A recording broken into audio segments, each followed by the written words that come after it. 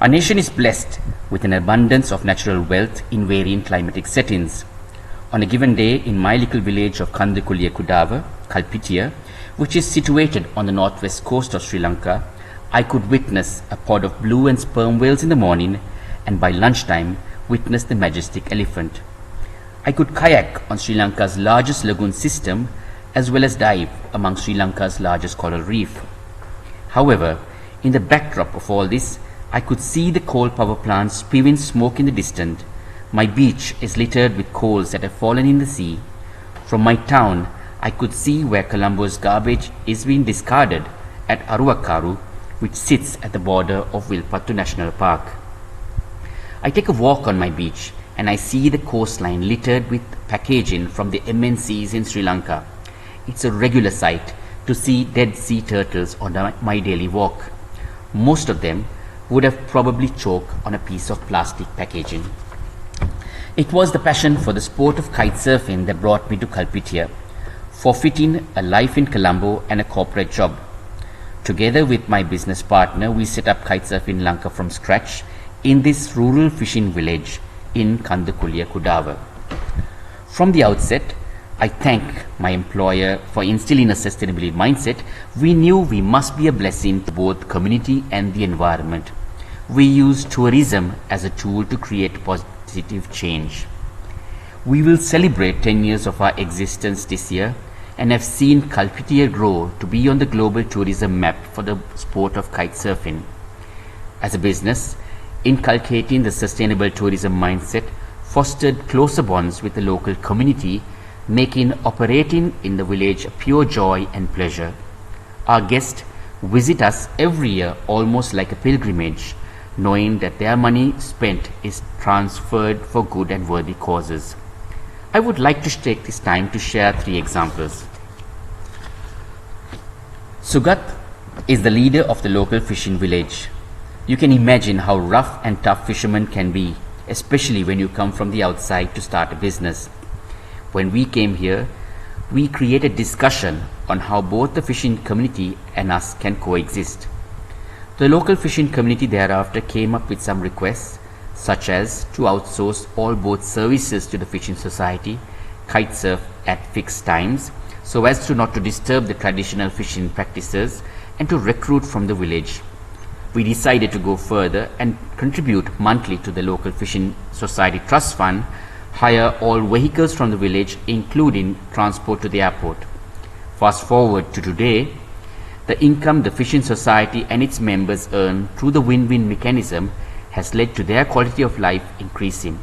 Sugat today, while also fishing, also earned enough money to build his own tourism guest house, as well as his children's futures are more than secure.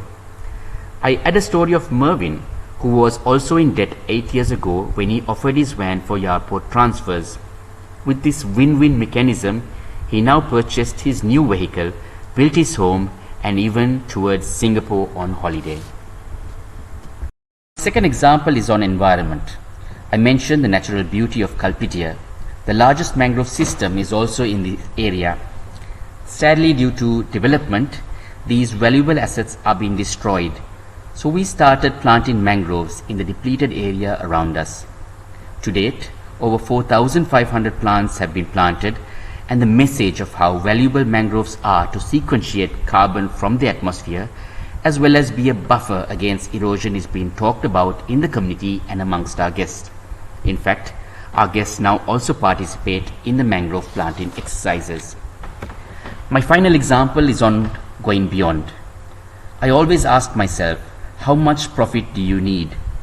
I really feel that the greed for power and money is one of the biggest destroyers of our dear planet, even businesses. I constantly criticize the MNCs and their negative impact on our village, especially in terms of plastic pollution. Nevertheless, we cannot change the world, but we can change one person at a time. I am seen regularly cleaning the beaches and even the roads to try at least to bring the message that we need urgently to take care of the garbage problem, that it cannot be just thrown away into the environment. It's not just bad for tourism, it's bad for us and our planet. Over 3 years ago, together with guest and later a kitesurfing friend, we submitted a proposal to the Town Council of Charlottenburg-Wilmersdorf in Berlin.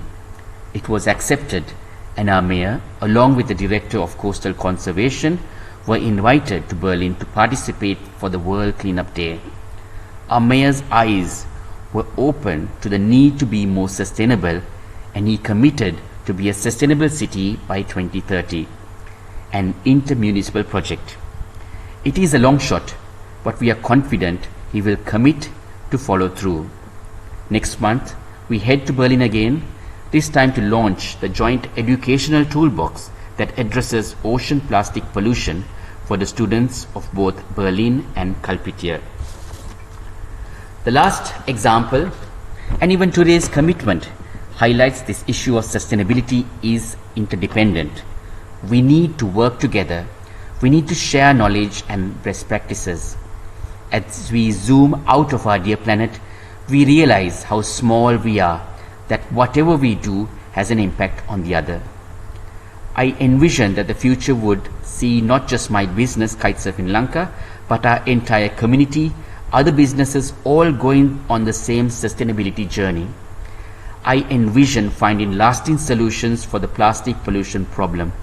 Clean energy is abundant in Kalpitiya, restoration and protection of natural habitat, while also preserving the flavor and the culture of the community. Before I conclude, the aspect of good governance is also of immense importance in this journey and has been included in the commitment. This aspect stems out to the public sector as well. It is only then that we as a nation can develop sustainably. It is also critical in ensuring that we could attract more investment and marketability of Sri Lanka to the world. Finally, I once again thank you for the opportunity, and I commit to give my time, effort to share my knowledge, to commit to see sustainable tourism in Sri Lanka in the truest sense of the word.